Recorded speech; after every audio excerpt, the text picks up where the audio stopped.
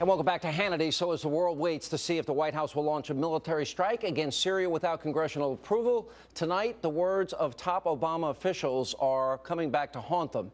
Now here's just one example. Back in 2007, then Senator Obama told the Boston Globe in a question and answer session, quote, "The president does not have the power under the Constitution to unilaterally authorize a military attack in a situation that does not involve stopping an actual or imminent threat to the nation." Well, I can't wait to see how Team Obama tries to spin those comments. Joining me now to help explain that and much more, syndicated columnist, author, good friend, Michelle Malkin. Welcome back, Michelle. Good to see you. Always glad to be back, Sean. Thank you. All right. Before you respond to that, I want two other administration officials. We'll start with crazy Uncle Joe. Here's Joe Biden in 2007. I was chairman of the Judiciary Committee for 17 years, or its ranking member. I teach separation of powers and constitutional law. This is something I know. So I got together and brought a group of constitutional scholars together to write a piece that I'm going to deliver to the whole United States Senate, pointing out the president has no constitutional authority to take this nation to war against a country of 70 million people unless we're attacked or unless there is proof that we are about to be attacked. And if he does, I would move to impeach him. The House obviously has to do that, but I would lead an effort to impeach him. The reason for my doing that, I don't say it lightly. I don't say it lightly. I say it because they should understand that what they were threatening, what they were saying, what was adding up to be, what looked like to the rest of the world what we're about to do, would be the most disastrous thing that could be done at this moment in our history that I can think of. All right, Michelle, one last one. We'll go to John. I voted for the $87 billion before I voted against it. John Kerry, asked by our old friend Tim Russert, do you believe that the president should get authorization from Congress to embark on a military campaign against Iraq? His answer, absolutely. Your reaction?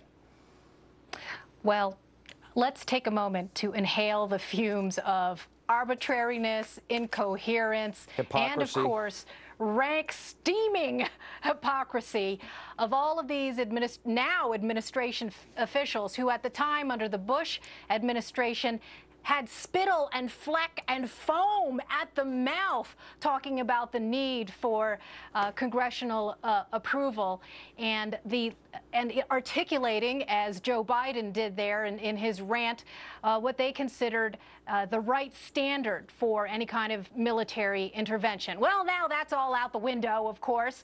And there was a wonderful moment on Twitter yesterday when lots of observers on the left, right, and center were naming this new war of Obama's. And my favorites were Operation Enduring Confusion and Operation That Was Then, This Is Now.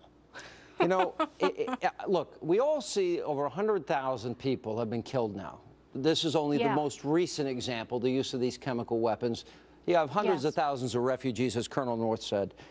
If there was any possibility of a positive outcome in any way, then there would be, and it was in America's long-term interest.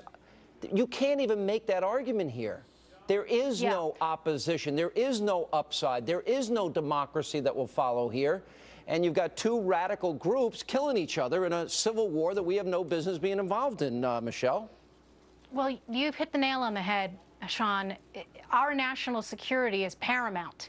And when you ask the question, are we going to be better off after this intervention? Who is going to be the replacement? Are the people of Syria going to be better off?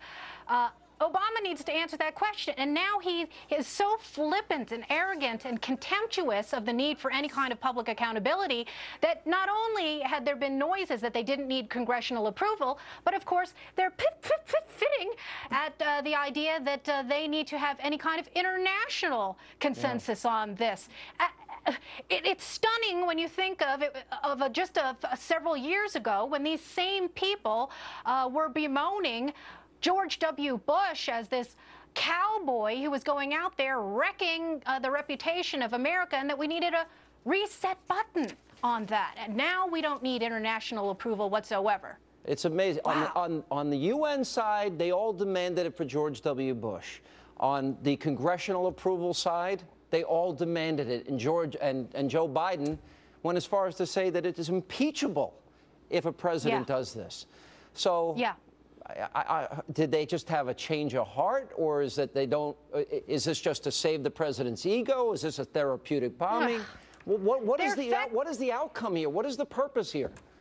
Yes, they're feckless politicians, they're rootless, they're principleless, and I think it bears reminding, as Ollie North did in your previous segment and as you have, that we are coming up now on the 12th anniversary of September 11th and also the one-year anniversary of Benghazi, and our American families who suffered and lost the lives of their loved ones in that awful, horrendous terrorist attack still don't have justice. And the idea that this intervention in Syria might aid and abet the same Ansar al-Sharia terrorists who were sponsoring the violence against our innocent American citizens should gall every single American. And if this goes down, it's not the right and it's not conservatives and it's not Republicans who are going to perpetuate the biggest backlash.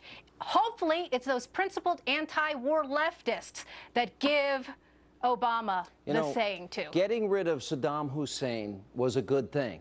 Things would have gotten better. The stomach doesn't have, the country seemingly, we learned, once it politicizes a war, we do not have the stomach and the ability to follow through to completion. We need to learn from that lesson. And a two-day bombing campaign is meaningless.